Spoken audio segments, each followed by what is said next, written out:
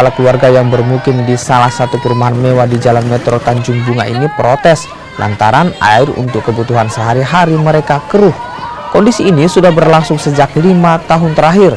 Warga pun kesal lantaran tak ada perubahan yang dilakukan pihak pengembang alias developer. Untuk memenuhi kebutuhan sehari-hari, warga terpaksa membeli air bersih. Mereka bahkan sempat menggelar demo di depan kantor pengembang perumahan. Aksi ini pun nyaris diwarnai kericuhan saat oknum satpam mencoba menarik spanduk milik pengunjuk rasa.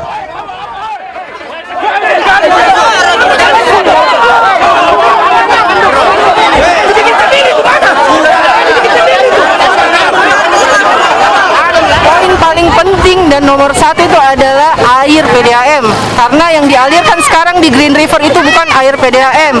Sedangkan pada saat mereka menjual rumah itu, mereka janjikan ini air bersih yang layak konsumsi. Apanya yang layak konsumsi? Dan ini bukan sekali setahun, setiap bulan. Kalau bukan kotor, asin, atau sama sekali tidak mengalir. Dan ini sudah perjalanan sejak kapan? 5 tahun. Ini sudah 5 tahun lebih dari berjalan. Bahkan sebenarnya sudah masuk ke pengadilan dan sudah menang, tapi tetap GMTD tidak mengindahkan semua permintaan warga untuk PDAM yang ambil kelola air bersih. Jadi sebetulnya kami sudah berupaya untuk membantu warga dengan kalau dibilang tidak ada reaksi dan tidak ada, kami ada mengupayakan 2 mobil truk untuk bisa mensuplai air bersih. Kenapa? Karena pada saat ini suplai air bersih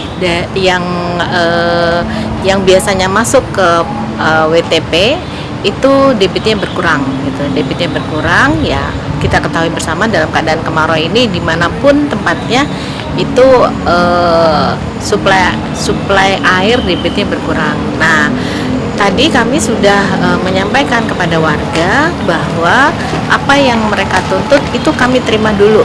Tuntutan itu kami terima sambil menunggu waktu kami mendapat keputusan untuk tindakan selanjutnya.